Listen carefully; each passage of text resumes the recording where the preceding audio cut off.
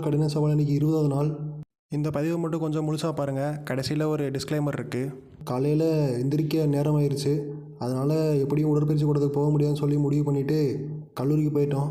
அப்புறம் மாலை நேரத்தில் மனசு மாறாமல் இன்றைக்கி உடற்பயிற்சி கூடத்துக்கு போயாகணும்னு சொல்லிட்டு உடற்பயிற்சி கூடத்துக்கு வந்துட்டு கை கால்லாம் முறுக்கு எடுத்துகிட்டு இருந்தோம். கடைசி 2 நாள் போட்ட பயிற்சிக்கு கை கால்லாம் ஒரே வலி.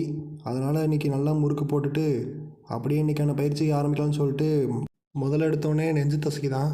நெஞ்சு தசைக்கு முதல் பயிற்சியாக இருக்கை அழுத்தம் தான் போட்டோம். அதாவது வேற ஒன்றும் இல்லை, பெஞ்ச் ப்ரெஸ் தான். அப்புறம் அடுத்ததாக சரிவு இருக்கை அழுத்தம் போட்டோம்.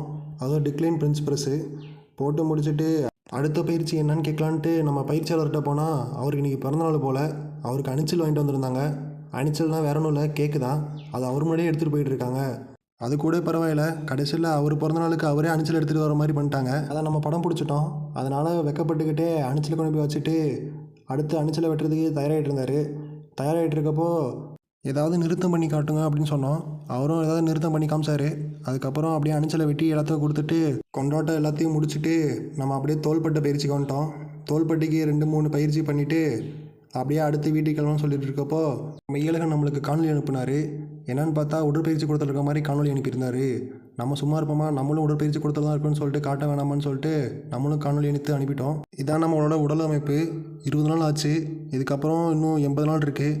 அதனால் அப்படியே எடையை பார்த்துட்டு வீட்டுக்கு வரலான்னு சொல்லிட்டு வீட்டுக்கு வந்துட்டோம். வந்துட்டு ராத்திரி உணவுக்கு என்ன இருக்குன்னு பார்த்தா கோழிக்கறி இருந்துச்சு. கோழிக்கறி இந்த டப்பாவில் ஜொமேட்டோவோட முத்திரை இருந்துச்சு. என்னடா ஜொமேட்டோவில் இப்போ இல்லாமல் கறி போடுறாங்கன்னு பார்த்தா அது விருந்துலேருந்து கொண்டு வந்திருந்தாங்க. அப்புறம் சாப்பிட்டுட்டு நைட்டு அப்படியே படுத்துட்டு இன்றைக்கான ஒளிப்பதிவு திருத்தம்லாம் பண்ணிவிட்டு இன்றைக்கி நாளை முடிச்சாச்சு. இனி வரும் அனைத்து ஒளிப்பதிவுகளும் நம்ம மொழி தமிழில் தான் இருக்கும்.